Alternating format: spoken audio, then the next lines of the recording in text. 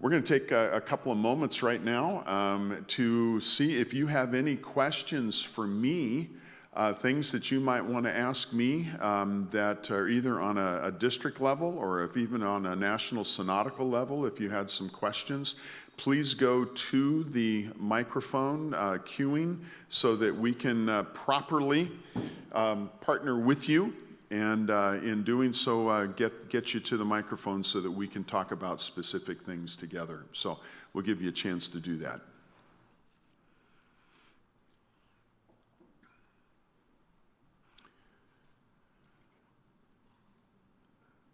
This is almost more action than we had in all of our resolutions yesterday. So, Microphone 2, Pastor Lowry, Redondo Beach. Bill Lowry, voting delegate, pastoral, Redondo Beach, California.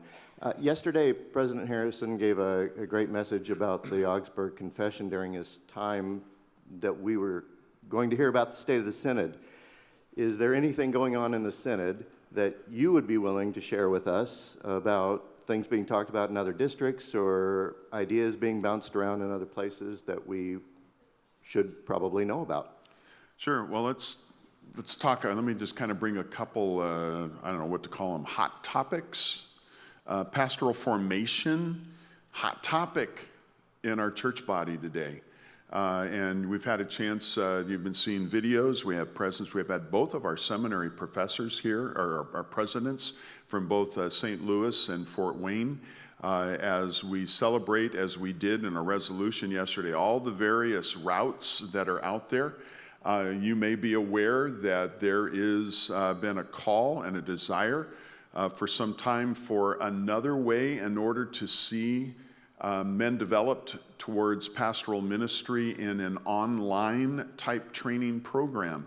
The closest we have, or what we do have within our church body, is what we have in our own district, and that is at Concordia University Irvine with our Cross-Cultural Ministry Center. Would those that are CMC grads just raise your hands so that we can be proud of you and us and everything else? Yeah. So this is mostly an online learning during the majority of the year, and then they have intensives. And right now what they do in the CMC program is every summer in the month of June, it's like 3 solid weeks, either on the Concordia Irvine campus or at the St. Louis Seminary campus.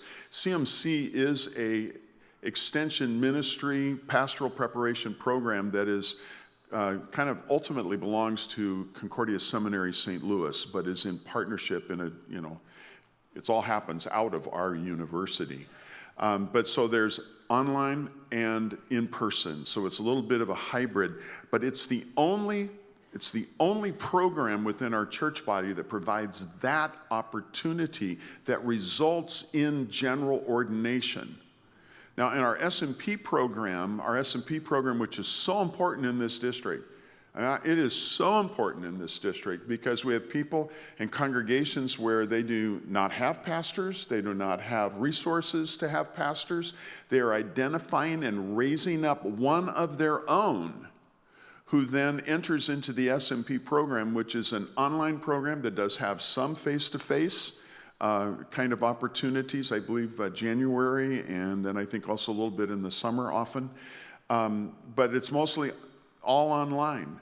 And after 2 years of education, when you would check off all the boxes, you are then certified for ordination halfway through the 4-year program, which is really exciting because when a congregation says, we don't have a pastor, we need a pastor, we can raise up a pastor. That person becomes a vicar day one under the leadership of a local pastor in their area who's helping to provide support. And then at the end of the 2 years is ordained and installed. Now, in order to keep that ordination, they got to finish the program, okay? To keep that ordination, they got to finish the program. When they finish the program after 4 years, big lots of celebrations, but they're all ready, and they've been serving as a pastor for 2 years at that point. Now, what they can do, because what they don't have at that point is general ordination. A lot of thought originally that SMPs were specific to a spot, to a location, to a church and city.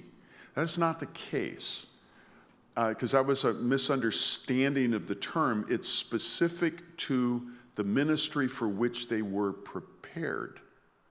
So I do have the ability as district president in some circumstances to look at S&P pastors as options for congregations that are calling if the ministry that they would move from and the ministry that they would go to are specific in their connection. They're very much the same kind of thing. For instance, if you are a number 2, an associate on a multi-staff, and you can become an associate on a multi-staff, that is a specific ministry parallel, and it allows me to make some moves that way.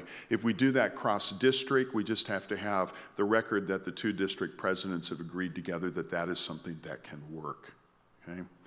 Now, they can continue after that 4-year program for a certification that allows them to achieve general ordination, which then means that at that point they have general ordination, that they have all the opportunities and all the other stuff that is not necessarily given to them under the S&P program, but it's another 4 years of education. Now, what we did yesterday, you did yesterday in our resolution, is that you said we want to encourage the synod to continue to provide the opportunities for that certificate of general ordination so they can complete it, but that after 10 years of service, the S&P pastor can apply to not have to do the certification, but then to move directly to general ordination once there's been they do the interview and check and see the viability and effectiveness of what that ministry is. So that's what you decided to offer yesterday, and you're asking Synod to consider as we go forward. Now, why does that matter? We have circuits right now where we have so many S&P pastors that I have trouble sometimes finding circuit visitors, because an S&P pastor cannot supervise another pastor. An S&P pastor can supervise a director of Christian education. So that was a concern, a confusion. We wrote a brief that was submitted to the Commission on Constitutional Matters of the Lutheran Church Missouri Synod and asked for a ruling, and they came back very clearly and said ordination is ordination, that those pastors, S&P pastors, can have a commissioned minister who serves with them and underneath their leadership, but they just cannot have supervision over another pastor. So that means that's why they can't serve as a circuit visitor, okay? Because in that sense, they become a partner with me in ecclesiastical supervision. Now, in some cases, what has also happened, and many of you may be aware of a white paper that district presidents produced in the last year and a half. I was the convener of that group, and we brought together 13 districts from across the synod that asked our seminaries to please begin to enhance the programs in order to give, we had 9 different recommendations. Aaron, can we maybe put that white paper on the resource page for the app? Okay, you and I can work about that. We'll get that posted, so if you want it, it's there. Now, this paper created a little bit of conversation around the church body, a little bit of disagreement on certain things. One of the things we asked for was a fully online program, because what we know here in the Pacific Southwest District is if we're going to raise up people within communities where they already live and where they already own their homes and everything else, to say we'd like you now to leave everything and go serve and live in one of our seminaries in St. Louis and Fort Wayne, we felt that would be difficult for many, because the idea here is to raise up our own and bring them home. So why not raise up our own, have them learn in place as a vicar in their own context, and then learn online? And this is what these 13 districts asked for. What has happened from that is our seminaries continue to work with us, and I'm committed, and I actually said that in my report on Wednesday, that we were going to continue to work with our seminaries. They're very responsive, very willing. We get along great, so please don't think there's any animosity or conflict there. But we're always saying there's still something else that we can do. Now, what has happened as a result of some of that conversation was the establishment of what's referred to as the Simple Seminary. They're actually one of the sponsors that, as you see them, they're in our exhibit hall. They signed up a long time ago to be an exhibitor with us within this convention. And it's led by Dr. Jeff Klowa, longtime seminary professor at Concordia Seminary St. Louis, was the provost as well. And it's a fully online program. Now, I am not promoting it because I can't promote it as an officer of Synod and as district president.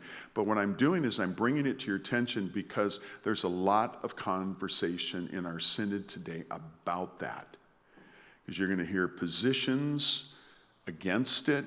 There was a decision at I believe, the Missouri District Convention earlier this week to condemn the Simple Seminary. We took a position as district presidents at the April meeting of the Council of Presidents that basically said we stand with what our requirements are with this little blue book of the Constitution and bylaws as to how we will function, which is that we will support the decisions and principles and the Constitution and bylaws of the Lutheran Church Missouri Synod. And in doing so, we cannot ordain anyone that comes out of any other seminary that is beyond that which is a Lutheran Church Missouri Synod authorized seminary. That is part of the Constitution that our congregations say that they will not call a pastor or be served by a pastor who is not an officially recognized Missouri Synod Lutheran pastor. Okay? So that's kind of the conundrum that's out there, and I just kind of bring it all to your attention because if you're watching and you're seeing stuff on Facebook or you're getting the blogs or you're all the rest or all the podcasts, you're aware of these kinds of discussions, and I just wanted you to know these are ongoing, and the conversations that are happening are helping to drive more conversations, okay? So make sure, please, we have more PSD people in our seminaries, Fort Wayne and St. Louis, than I think we have in recent memory, because we have right at 50 who will be in those various routes beginning this fall. I'm excited about that. And that's a powerful thing for us, and we need twice that, 3 times that amount, okay? All right, so, that's one thing, right? And yet something that's certainly a hot button. A lot of questions that we get asked, what about Ann Arbor? I can't really speak with knowledge about Ann Arbor. I know that there's a lot of effort, Concordia and Ann Arbor, that it was in partnership, has been in partnership with Concordia Mequon, Wisconsin. As they struggled at one point, they became a second kind of campus of Concordia Mequon. And the statements are that there has been some financial concerns. Others have said there is no financial concerns at Ann Arbor, that the concerns are over at Mequon. But Ann Arbor is, it's all this confusion and lots of different positions that people are taking. What I will say is there are wonderful churchmen and women who are working very, very hard to do this the very best they can. The challenge is that we look at it and go, it's potentially another closure of a Concordia. And that breaks all of our hearts. It breaks all of our hearts. What's going on at Portland with the lawsuit? The lawsuit is going on at Portland, and it continues to be an issue.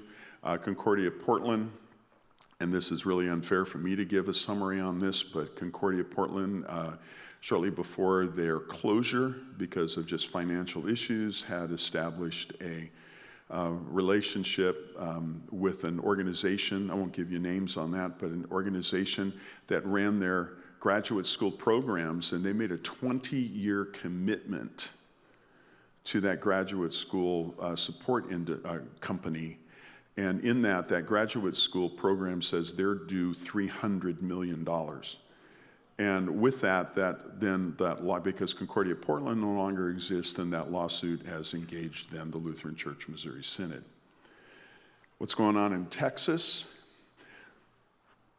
Conversations and lawsuits are going on in Texas. The Concordia University, Texas, steps because of a whole series of things. You have to go back and research yourself. I'm not going to take the time to do it here, but made a decision to go independent as an institution and believed that their constitution and bylaws allowed them to do so.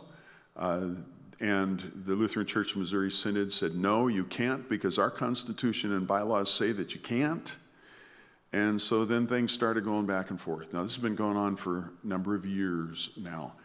And at the last convention in Milwaukee, there was hope that there could be some reconciliation, but there was not. And so there are court issues. They were involved originally in federal court because it was across state lines in their arguments. And that was, I believe, kind of dismissed, and now resides, that decision and that court issue resides in the state of Texas as to where that ultimate decision will happen, okay? So all of that's there. So what does that mean for you to do and me? We need to pray. Pray for the church, pray for reconciliation, pray for our witness. I struggle. 1 Corinthians 6 says that we shouldn't be going to court together. We should find ways to do this. The hardness of our hearts. The thing Jesus said to us too, when the reason we got divorced is because, the hardness of your hearts won't allow you to forgive each other and to work and figure this stuff out, right? And it shouldn't be happening, but it does. And so we pray for reconciliation. We pray for the redemption of Jesus and all that he has done to be able to be applied into those situations. Bill, one more thing that I would just say is please get to know Set Apart to Serve. Set Apart to Serve is our effort nationally to raise up church workers of all kinds, all kinds. And in the Pacific Southwest District, it's not just pastors we need. It's DCEs, it's teachers. In our schools, we have many schools of our 150, and our preschools are a little different animal, right? Because they have a lot of folks from different backgrounds just locally. But when you start talking about certified educators, we have more educators who are not LCMS rostered educators than we do LCMS rostered educators. And that means we need more. Because I've not talked to a pastor or a Lutheran principal yet who didn't say, I'd love to have all LCMS rostered educators. Because what happens is you get this wonderful follower of Christ from the Baptist church and the Presbyterian church and the Catholic church that are all teaching on your school staff. And what do you have there? Well, you have about 3 different perspectives on baptism, for one. And so you get all kinds of different stuff that's going on. And of course, pastors and school administrators are working to try to help people align. I hope you didn't miss what Jonathan Priest talked about yesterday about our Foundations for Lutheran Teacher program that's out of MTC, a 5-course program. I asked them to do this because of this issue. And so the idea is, how do you bring people who come from a variety of different church backgrounds so that they then can be the individuals who know your theology, know our theology, represent our church, and have been taught, been catechized through these programs. It doesn't mean they're going to become Lutherans, but they might. And it doesn't mean if they become Lutherans that they're going to go through colloquy, but they might. Okay? Pacific Southwest District, since I came into office in 2018, we've given out right around $50,000 in support of teachers going into colloquy studies and try to help your congregations and your schools to afford to get your educators through colloquy, which means they then come into the Lutheran Church Missouri Synod as rostered educators. And Bill, I'll say that one of the biggest challenges that I have is trying to get, and I mentioned this the other day, trying to get pastors to come to this district. I said it again 2 days ago. They think we're nuts. We know we are, but it's our mission field. And it really has kind of become almost like the old Marines commercial. We're looking for a few good men. And my line is, come for the mission, stay for the blessing. A lot of people say, I can only come if I get this, if I have this, if I can buy a house, if I can own a da-da-da-da-da. And you know what? In our culture, in our context, that just doesn't always happen. And so what we do see, though, is when people come captured by the mission of Christ and the mission of that congregation, engaged by it, then regularly we'll find and we go, somebody will come to me and go, hey, I'm buying a house. How are you buying a house? There's this little old lady and she just wanted to have a church work. God is the God who owns the cattle on 1,000 hills. We got to stop thinking that things can't happen.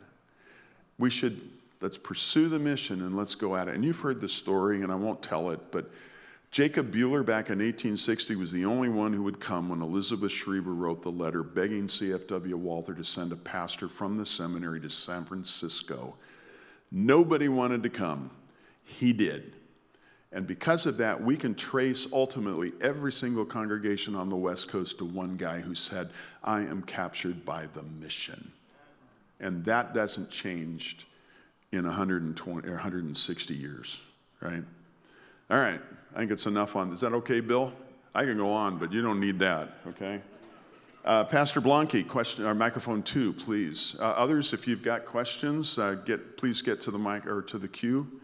And let's have some conversation. Do you want me to introduce myself?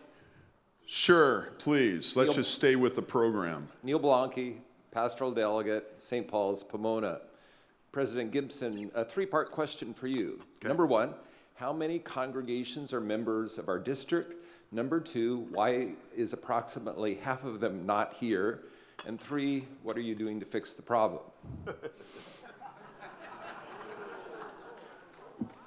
Well, first of all, thank you for all of you who are here. Amen.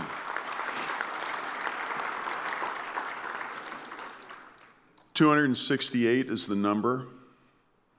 That is constituted congregations, okay? The constituted congregation, that's, mission. We have mission congregations, we got mission societies, we got all kinds of mission stuff that's going on. Sometimes it takes a decade, sometimes it takes 2 years, but for a congregation as it forms to come to a point where it then constitutes, which means forms a constitution and applies for membership within the Missouri Synod in the Pacific Southwest District. So we have more than 168, and a lot of those are ethnic specific ministries, okay? Why haven't they come?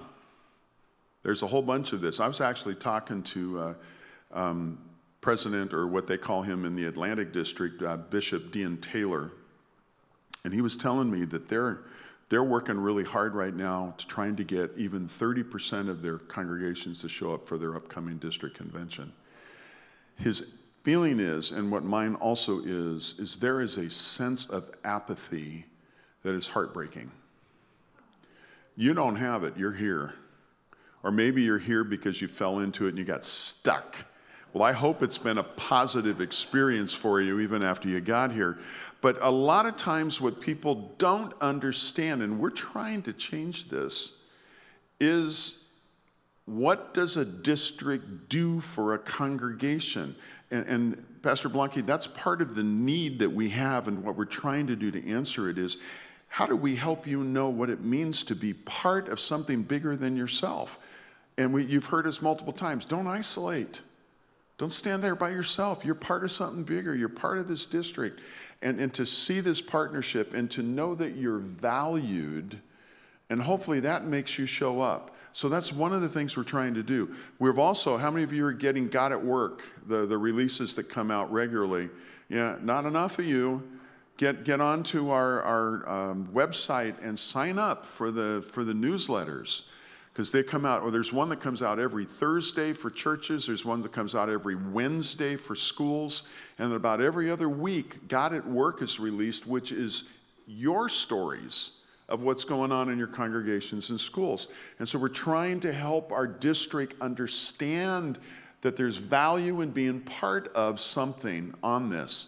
Now, one of the things that we discovered in our move to the new office that took place last year, and we made the move in September, is John Niederbrock, our Chief Operating Officer, and my good friend.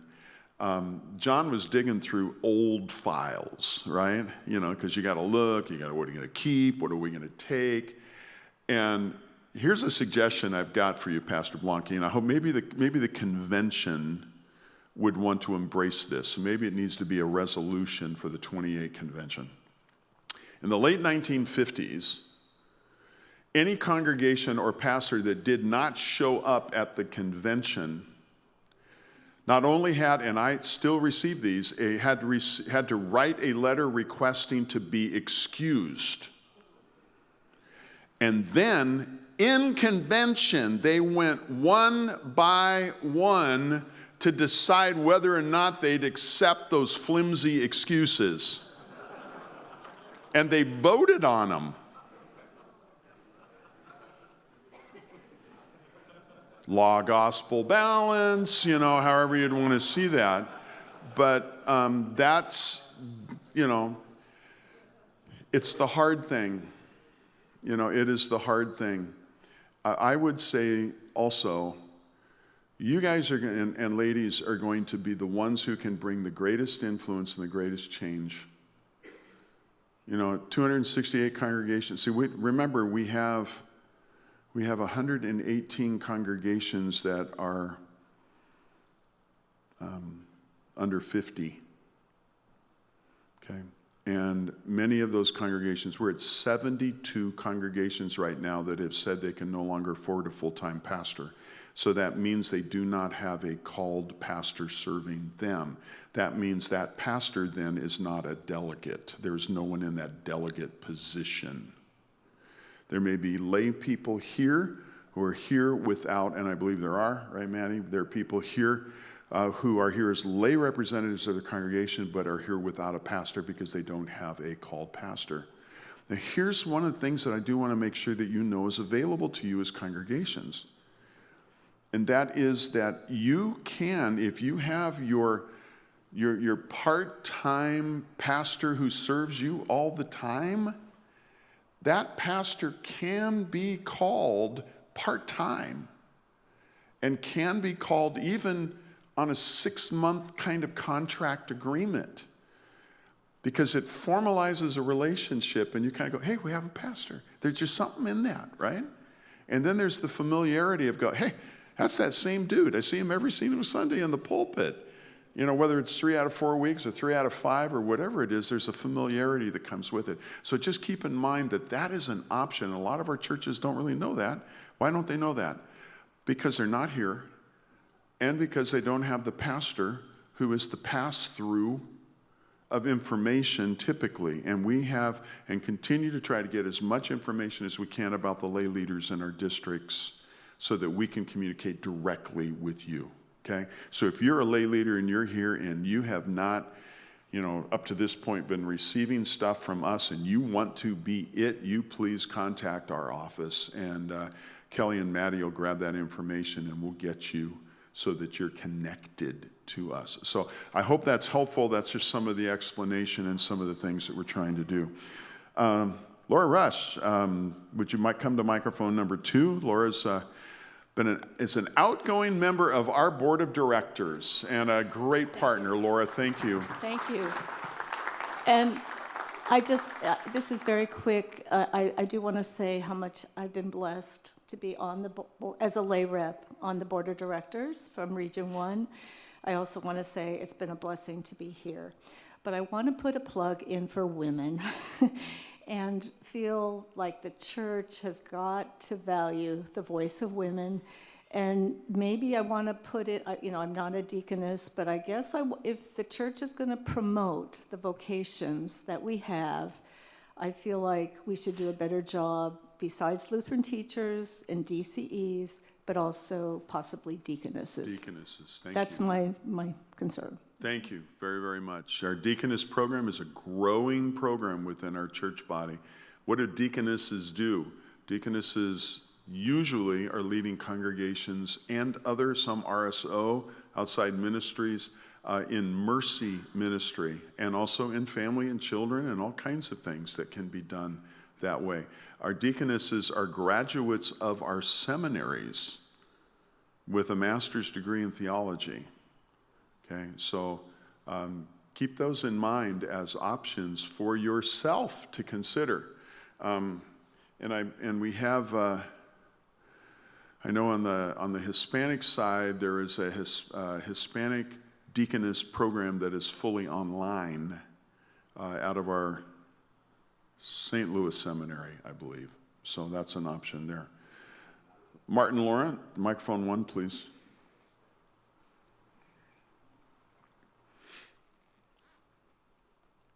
Hello again, just as you thought it was safe. Martin Laurent, St. Paul Lutheran Church, Home Church, and St. Philip Lutheran Church, Rep Church. This is more or less a paperwork question. Mm-hmm. All of these references, all the wonderful faces that I see here, I'm assuming this is being put on tape and will be put on video, YouTube, etc. How soon can I get them so I can look over them again to prepare my report both to St. Paul and St. Philip's, Sure. and also for my long-term growth? Because looking at these 3 days, I find myself ruminating, and I'm going to be continuing to ruminate on what you, the doctor, and others have said, because I've got some serious work to do in terms of my personal relationships, which is why I'm not a pastor. God had to say, you know, I want you in this spot because your skill set isn't quite good enough for a dog collar. But all right. Thank you, Martin. We got you. We got you. Let me just kind of let you know right away. Already, the PowerPoint for my presentation on Wednesday is on your resource page of your app, so that's there. Aaron, we're going to have these. The stream will be available, right? Yes. Yes. Thank you. So the stream will be available. And typically what we do is we'll cut it down into segments so you know what you're trying to access so that you can have it. You can show certain parts of things. I'm not sure if we're making these high professional quality videos going to be available to you yet. We may want to use them a little bit ourselves first, but they will come to you in the near future so that you can see them and use them. But just know that you're going to be able to see them on the stream version of the video anyway. Okay? Huh? Huh. They are already posted. There you go. All right. So they're already posted and they're available for you. So the benefits of walkie-talkies and guys talking into their sleeves, you know, as they communicate back and forth to me. Steve Robinson, please, microphone 2.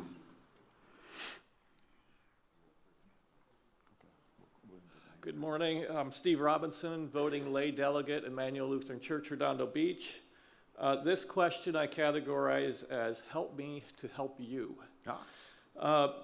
During our annual congregational budgeting sessions, I am often asked, what is district doing for us when we have to justify giving to district? The first answer that I usually give is that we are modeling the scriptural principle of tithing, and that doesn't go far enough for some of our members. So what I would like to know, and I'm blind, I can look at something in the grocery store, I look right at it, and then I'll ask somebody, where is this? So with that in mind, is there a place on your website that I can go to and get a really quick synopsis of what district is doing that I can present as a slide for the congregation to say, this is what district is doing, it costs money, and we're obligated to help in that. Yeah, thank you for that, Steve. Thanks for the setup. I didn't pay him for it at all. We have less than 50% of our congregations that currently provide ongoing support to the district. please change that. My kind of view is, and I'll get to your question, my kind of view in this is it's almost like an annual campaign in some sort. I would love to see every congregation participate in some way, whether it's $50 or $100 a year, and then next year increase it, right? Start somewhere. Please be a partner. I hope what you have heard during your time here is we're part of something bigger, and man, this is good. And we are resourcing, we're collaborating, we're working together, we're being assisted to do things that we can't do by ourselves. If you have a vacancy in a congregation, you're going to know that the district is a partner for you really quick, because you can't get to anything without coming through my office. Okay? And that's how we partner in one way. But I'll guarantee you that we will Maddie, make sure you kind of capture that as a point. We'll get you that slide, okay? Here are our key points, okay? Here are our key points, and that we'd be able to do that. What I would hope maybe you would do, take my video from Wednesday and play it for your leadership and say, look, here's what Gibson had to say. Okay? One of the other things that's important to note, and my brother President Harrison is here. Couldn't see him because of the glare up here. Good morning. By the way, this is the only district where he's actually had 3 nights in the same bed for about 6 months, and so we're glad we could provide that for you. We tithe everything you give us. We tithe to the Lutheran Church Missouri Synod. I mean, the district is an agency of synod in addition to representing you. And so your money comes to us, and then a portion of that goes immediately on to the Lutheran Church Missouri Synod to be able to provide support for all the work that we do together. And they, Missouri Synod, as us in the district, we have to look at alternative sources of funding in order to do the work we do. Okay, there's no way we could do the work we do if we trusted only or depended only on what less than 50% of the congregations of this district give. Okay, so please join us in that, and make sure that you're contacting my office and say, hey, I want to get on Gibson's preaching list, or Jim Hinkle, or anybody else on our team that can be that kind of a communicator. And then we can come, and then I regularly, we stay and we do forums between service or after service in order to help you understand more and have your people ask all kinds of questions. We do this constantly. And so don't be afraid of asking. I think I'm pretty much at about the point where any date that you're going to request is going to start in January about now, because that's where I'm booked through the end of the year right now. Krista Nagy, microphone 1. We're gonna watch our time. We're quickly approaching 45 minutes, and so we still have how many more? About 5. We have about 5. I'll try to be more succinct in my answers and work through these, but let's not take any more than 5. Okay? I made a commitment to get you out of here early, and I don't mean 15 minutes. Okay? That's our goal. Krista, please. Thank you. Thank you for this. With all those letters in front and advisory delegates, I'm not completely sure if the people right around me were totally appreciative of my advising, but they seemed to ask a lot of questions, and it was exciting. And it's exciting to see this happen. My mom, who is now in heaven, wanted to see this kind of thing, 50 years ago? And she would be so happy with this, so thank you for that. Next, you've seen this littering your tables. Please don't leave them. Take them home with you. Yes, this is a little bit of a plug. This is a way to connect people who don't always see each other. At St. Paul's Orange, it's not sponsored by them, and it's not a commercial for Lutheran Hour Ministries. This is a way of getting our people out of their seats and onto the streets and doing mission and ministry in ways that are encouraging for other congregations. So come, see what mission speed dating is like, be part of it. Also, I don't work for Lutheran Hour Ministries, and I don't work for Thrivent, but those Thrivent Action Team things in cross-cultural and urban ministry, cross-linguistic ministries that I've been part of over the years. It seemed to be our bread and butter to start. But then the Lord's cattle on 1,000 hills would supply it thereafter. So use those little $250 gift cards to go crazy, and people love the t-shirts. There you go. Thank you. Thanks. I didn't have to ask you, I didn't have to give an answer. I appreciate that. Pastor Anderson, please, microphone number 1. Ronald Boyd, you're up next at microphone number 1.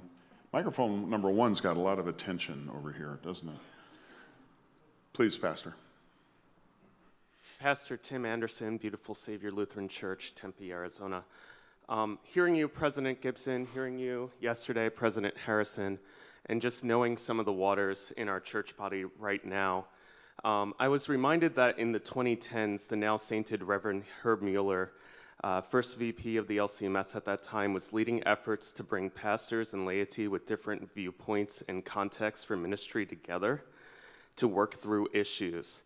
Is there any movement to begin that work again with so much tension in our church and in our culture today? So you're talking, I believe, about the Koinonia Yes. project, which is a way that has been established within our church body to be able to try to talk about issues that challenge us as a church body. We use that kind of a format regularly within the Council of Presidents, and that opportunity is there. If there are those of you who have specific topics that you'd like to see something around the area of a Koinonia effort that could be done within our district, I would be very happy to support that and help make that happen within our district.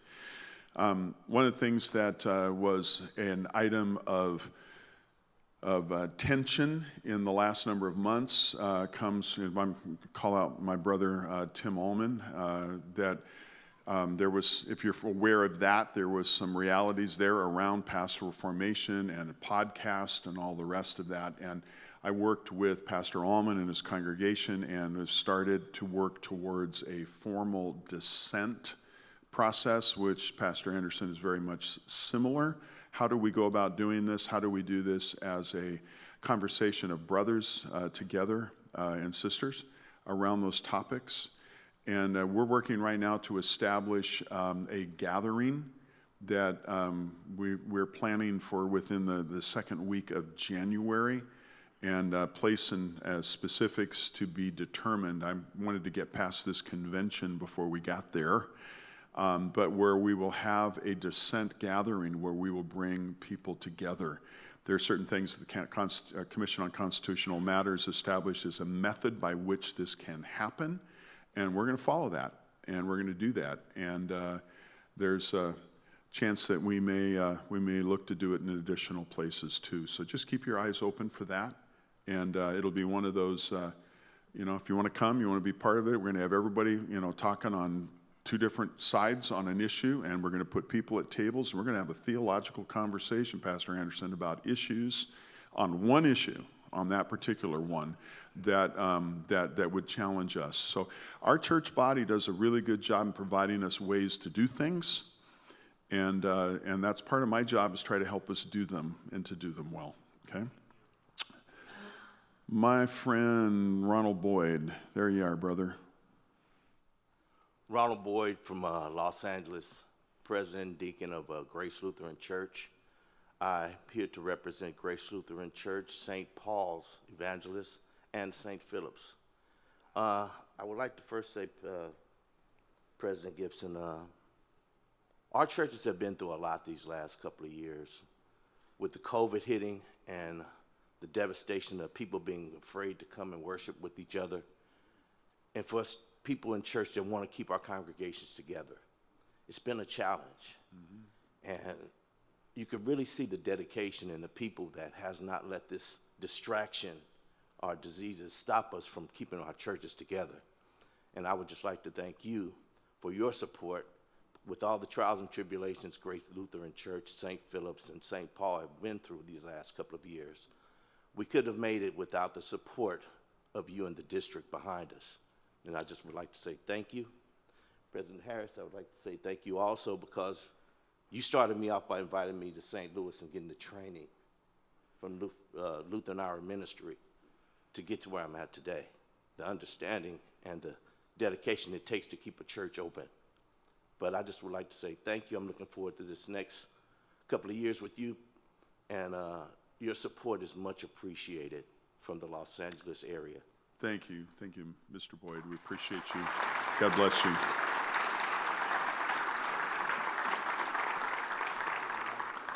Back to microphone number 1, Les Mickle.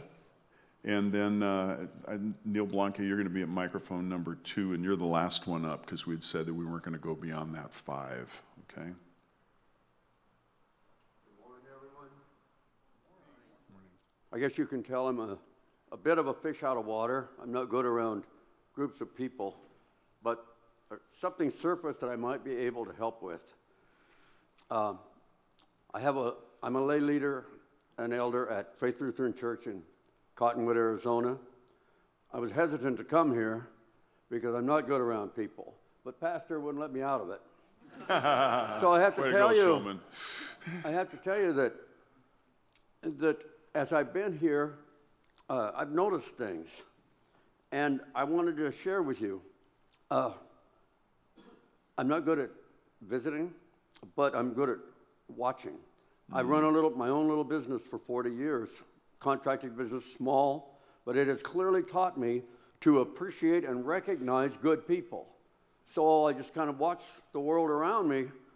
So I share with Pastor, since I've been here, I've been putting together a little list of all of you guys that I see, not just your leaders, not just your pastors, but the people that come up and do statements, the people we meet in the hallway, the people that are over there at your exhibits, everybody that I meet here. So many of you, I'd say almost every one of you fits this description here. You're people. You're made to work with people. When you talk to people, you smile and you're interested in their ideas and their questions. You're people. And you're all intelligent. I see that in your leaders. You know, all of you, you're intelligent. You're on fire. You know, the Holy Spirit works in you guys. And that's good because it's contagious. It shares with everybody around. You're dedicated and you're positive. You know, that's so important. In my little business, they have to be dedicated. They got to be positive. You have to work together. You know, we had, just by chance, we met a pastor and his lay leader that I haven't seen for several years in the restaurant. And they sat at our table. Man, oh man, as he talked, I could see he's good at his church.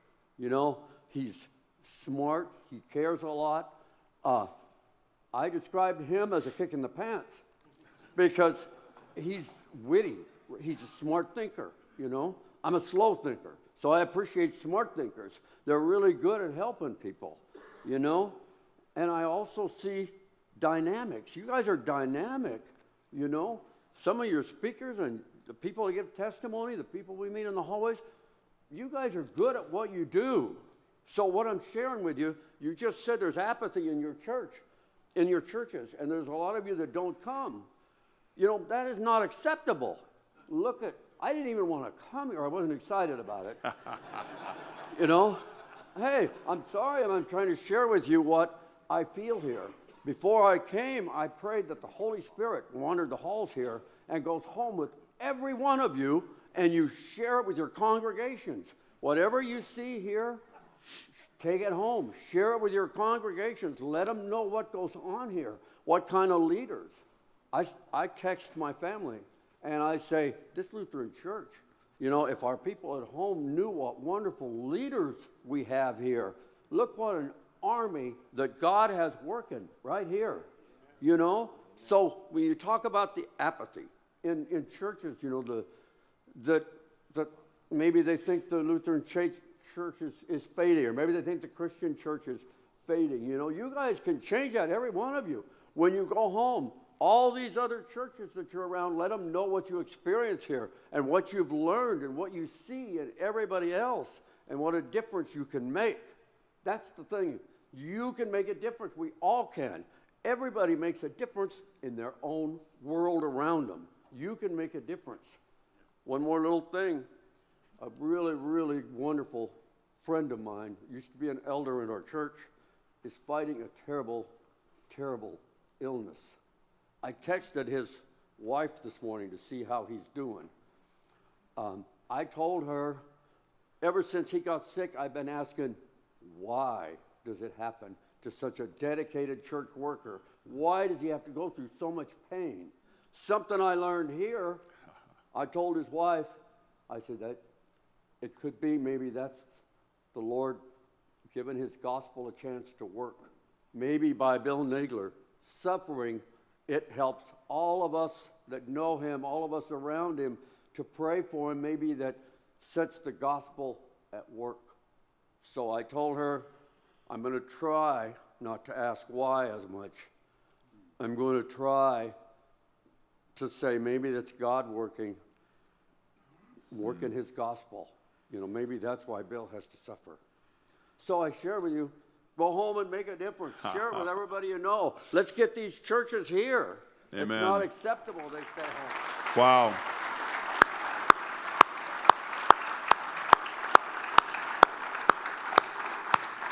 Mr. Mickle, for someone who didn't want to come here, I sure hope you'll come back in 3 years, okay? We'd love to have you, brother. Thank you. Thank you.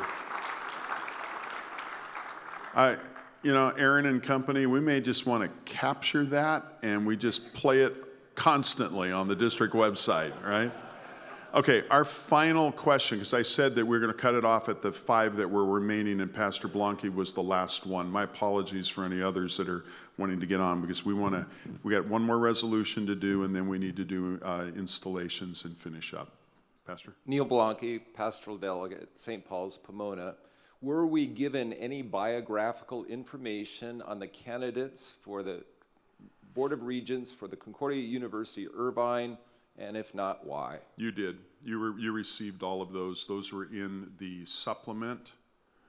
Actually, it was in the workbook and the. Yeah, please go to the microphone. I'm going to invite my assistant, Maddie, who's the one who handles all that stuff. Yeah, give Maddie thanks, would you? This dear woman not only puts up with the 2.5-year-old, she puts up with me, so it's a big deal. All right.